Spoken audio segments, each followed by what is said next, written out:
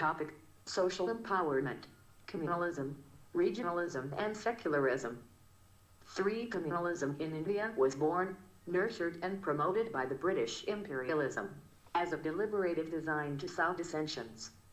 Comment. 250 words. Communalism is the ideology that because a group of people belong to a particular religion, they have same social, political, economic goals. Communalism takes a problematic turn when the communal identity of an individual matters more than the national identity of the individual. Communalism in India is largely seen as communal tensions between Hindus and Muslims, mainly because they compose majority of the population. India was not a communal society before British imperialism because of the following reasons. 1. The Muslims, although the predominant ruling class, had mixed very well with other religious groups. Muslims did not interfere in traditional Hindu matters and vice versa. 2. The rulers employed a large number of traditional artisans and craftsmen from various religions alike without discrimination. 3. The harmonious blend of religions is seen from the origin of Bhaktism and Sufism. 4. In the revolt of 1857, both Hindus and Muslims fought side by side in unity. Rise of communalism in India. 1. The British thought that Muslims were the main reason behind the revolt of 1857. From 1860s to 1870s, the British followed a series of repressive policies mainly targeting the Muslims while promoting Hindus amongst Hindus, mostly upper caste Hindus.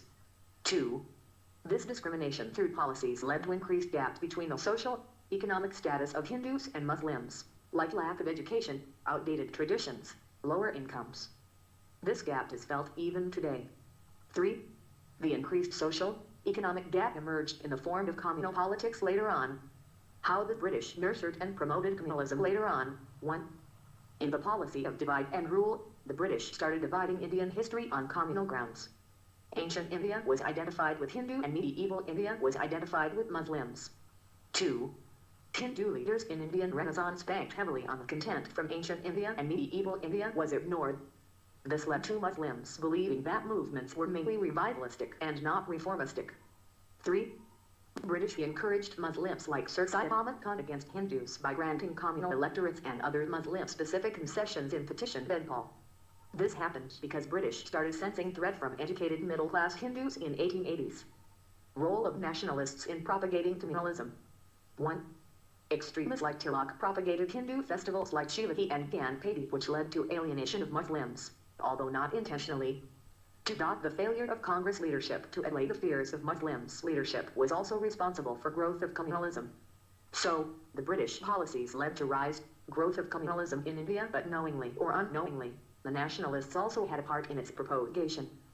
This false consciousness of communalism rears its ugly head even today, many times leading to violence and deaths. It is high time that secularism and fraternity is propagated on a mission mode.